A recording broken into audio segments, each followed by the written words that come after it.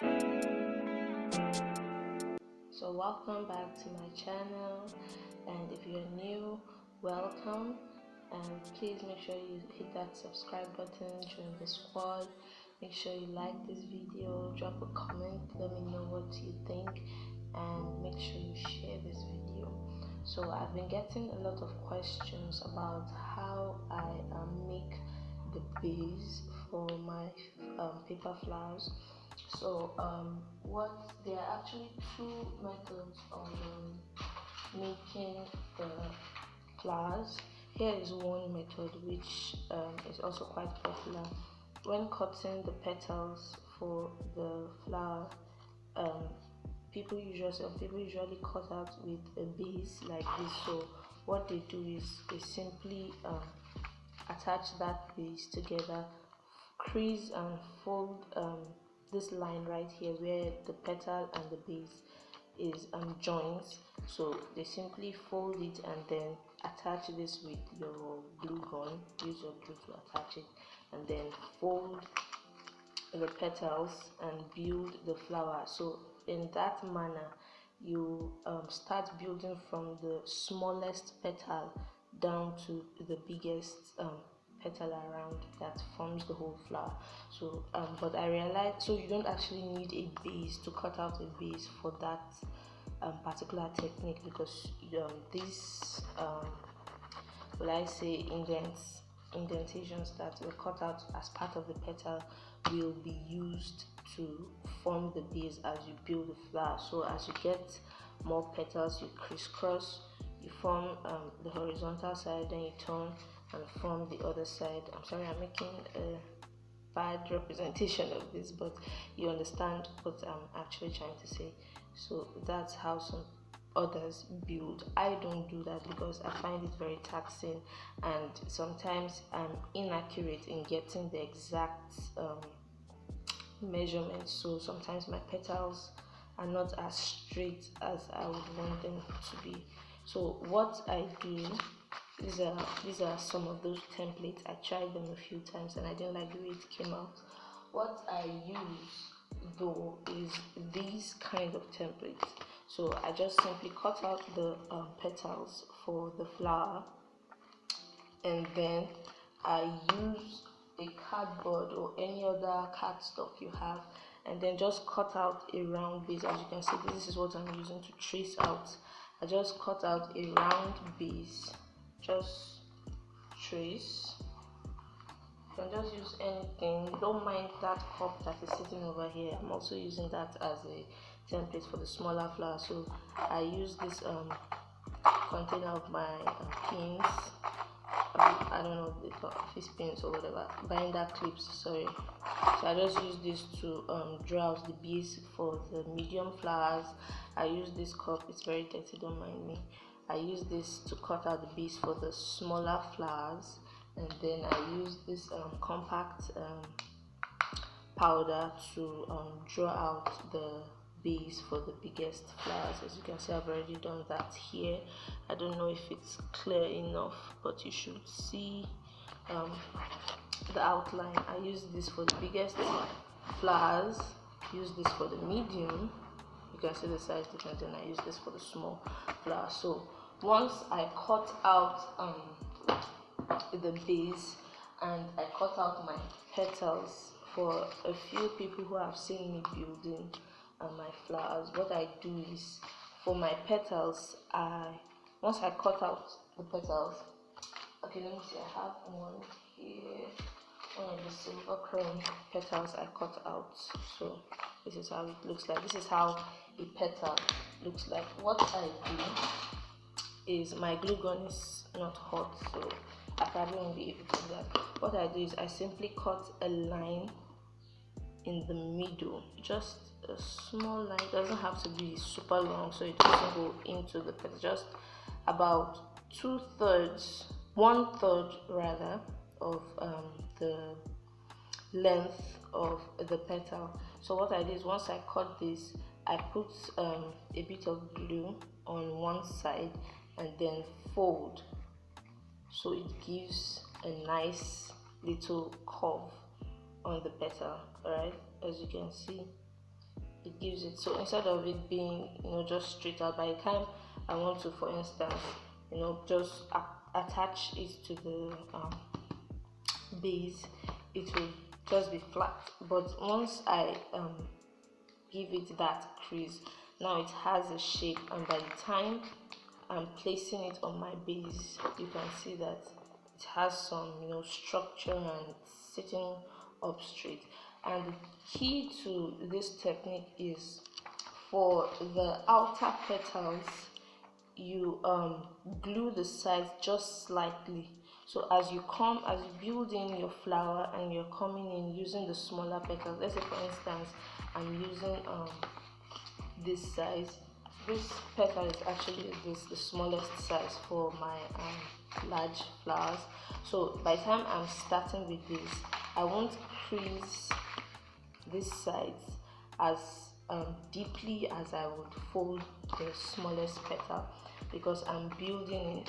So the first petal will be a bit wider, and then the second petal will be a bit compact, and then the next one more compact than that one, and then the last one will be the most compact out of all of them. So most times my last petal is usually standing upright. The first petal will probably be folded just this much, not much, just about this, and then the second one I'll push it a bit further in, and then the third one a bit further, and then the last one this much. So but it generally depends on how many layers, how many layers of petals you'll be using. For my giant flowers I have 4 petals, but there are sometimes when I just feel like using one petal, making a flower with just one petal around. So I'll make sure that petal is actually standing upright, so it gives it a nice structure. That's 2. The second thing I usually do is to where's my bone fold? The second thing I usually do to give my petals more structure, here it is. This is my bone folder. What I do is I fold the sides of the petals, so it gives it a nice curve. Flowers, real flowers are not just straight like this or bent forward. This is the way I roll the paper. That's why it's looking like this. As you see, I've not cut it, so the way I just cut it out from rolling it. So what I do is I use this bone folder. If you have maybe your glue stick, you can use your glue stick also. A lot of people do that. You can use a glue stick and then roll the sides in. A lot of people do that, but I find it's a lot of stress by the time you are doing this over and over. And the time I would use to do that, I would have done this about 3 times, and I'm done with that. And you can see how neat and folded it's looking. So I come here and do the same. So while doing this, you have to be careful so it doesn't crease.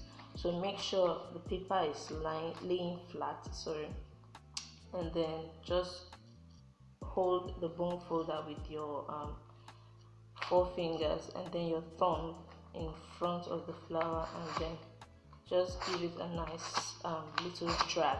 Just apply pressure with your thumb on the petal, so you drag it out, and that way it folds and creases beautifully. So by the time you do this, you see how it's looking. When you fold, it actually looks like a beautiful petal. Okay, so I'm just going to build some flowers, and then I'll show you what it looks like after I've built one. Alright, okay, so guys, I've cut out the rounds for my flower bases. This is the ones what I've cut out. What's the next thing? I'm sorry, my whole workstation is just a whole mess. But yeah, this is what I have. So I'll be making 5 big flowers. I've written it out here. 5 big flowers, 13 medium, 24 small flowers and 30 mini flowers. I don't know where I kept that one, but it's somewhere there, sure. So this is the rounds. I've cut everything out. This is the base, so this is what I'll be attaching the petals of my flowers on, and to be the base for what I'll put my flowers when I want to stick them to the wall or whatever surface it is that I'm going to be sticking them on.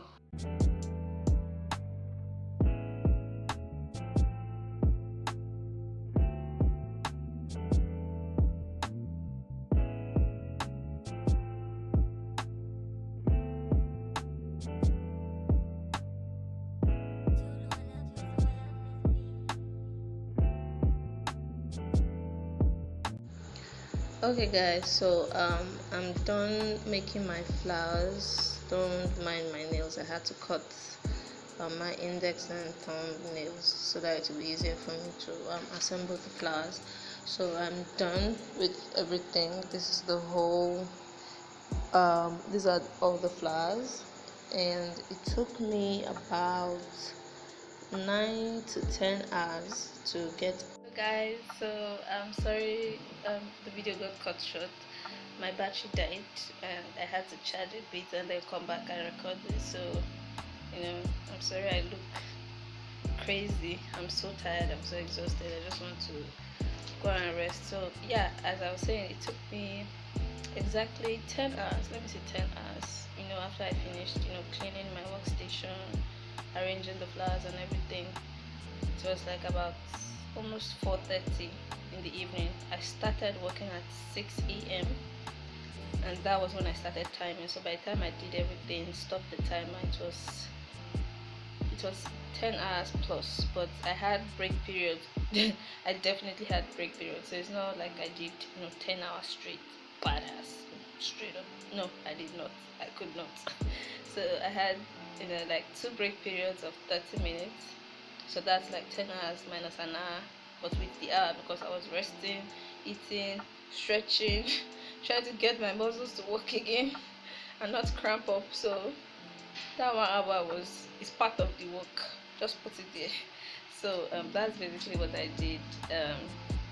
I'm done with everything. I'm very exhausted. I just want to rest, sleep, just relax.